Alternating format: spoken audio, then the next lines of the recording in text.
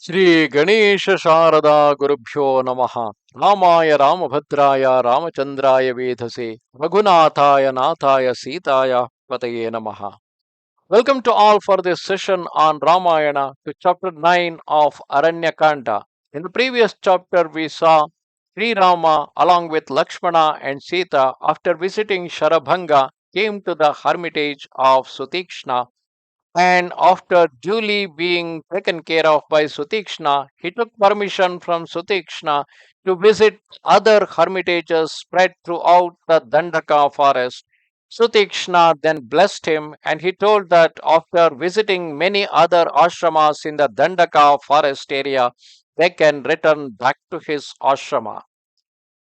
And then they set out for visiting the other ashramas. When her lord, while they were walking, Sita spoke to Rama. When her lord, the joy of the house of Raghu, having obtained the permission of Sutikshna, was proceeding on his way, Sita, in gracious and gentle tones, addressed him, saying, "Though you are noble, a small defect by imperceptible degrees becomes great, but it is always possible to eschew evil born out of desire. There are three failings which are born out of the desire. The first is uttering of falsehood, but the other two are of graver significance, namely association with another's wife and acts of violence committed without any provocation. O Raghava, falsehood was never or nor could ever be your weakness, nor yet, O Indra, among men, you could ever, even in thought, cover another's wife. This fault destructive of virtue was never yours. O son of a king, you have you are always centered your attention on your own consort. You are righteous, humble, and faithful to the commands of your father. In you, justice and integrity flower in their fullness. All this is possible to those who have mastered their senses. O long armed warrior, and you are fully self subdued, O you of charming presence. The third evil, which through ignorance leads men to bear hostility to one another without any cause, now shows itself in you.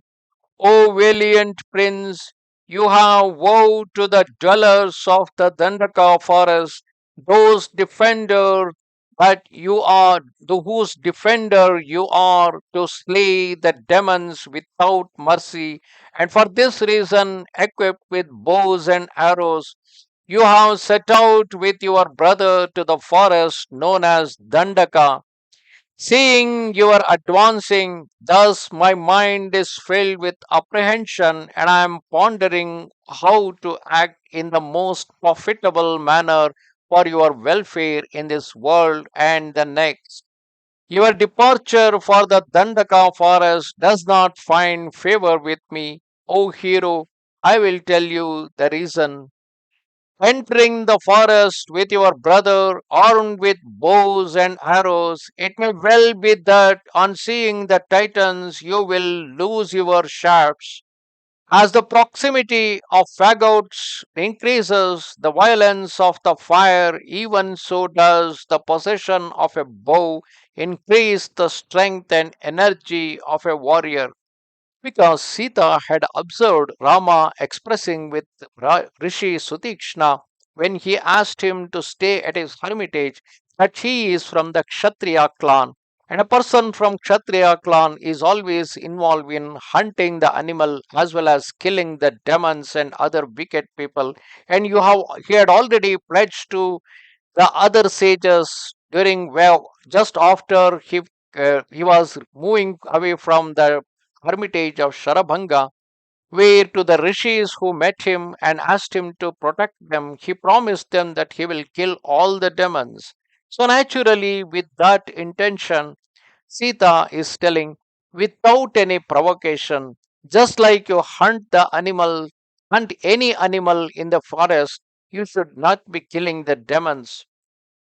So she is narrating a story of a ascetic who turned to become cruel because of possession of a weapon. In former times, O long armed prince, in a sacred forest frequented by deer and birds dwelt a devout and virtuous ascetic.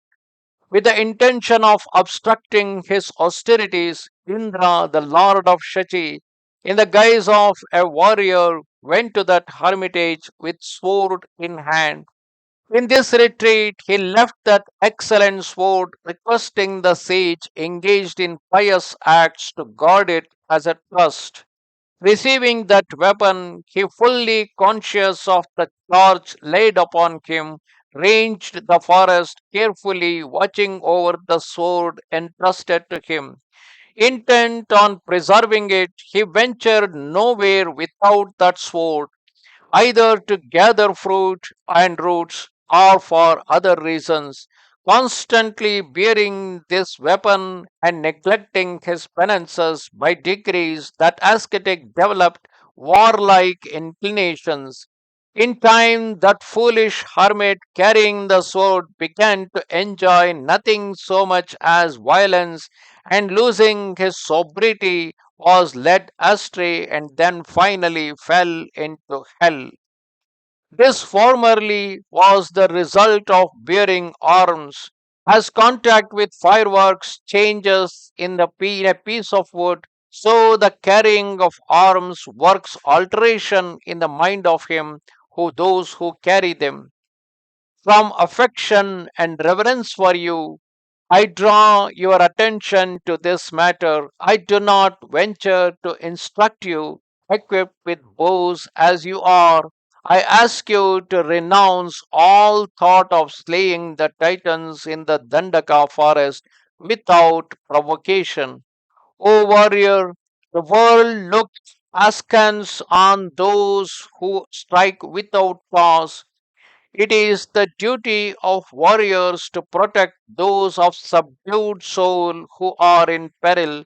The bearing of arms and retirement to the forest, practice of war and the exercise of asceticism are opposed to each other. Let us therefore honor the moral code that pertains to peace, because generally the forest dwelling is associated with peace and non-violence.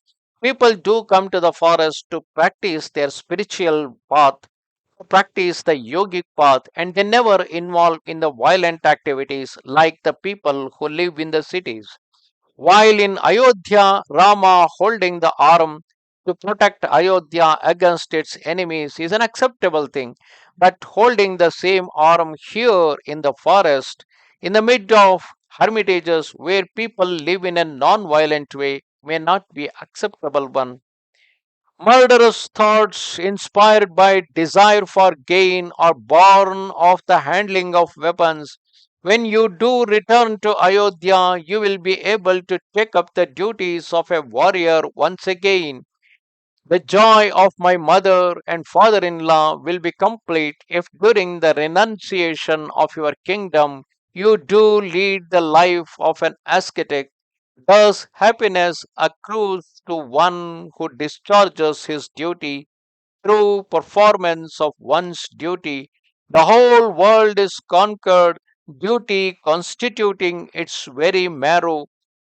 It is by the complete negation of self that the saints acquired bliss. Happiness is not born of pleasure.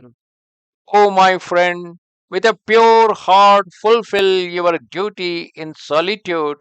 You are conversant with the nature of the three worlds. It is through feminine weakness that fem- it is through feminine weakness that I speak thus for you. For who would dare to instruct you in your duty?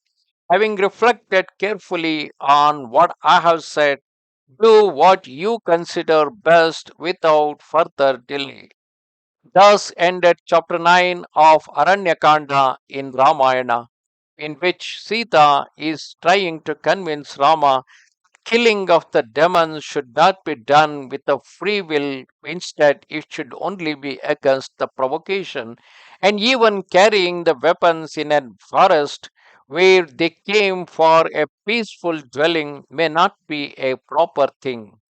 Namaste Sharada Devi, Kashmira Puravasini, Twamaham Prarthaye Nityam, Vidya Danancha Dehime. Goodbye.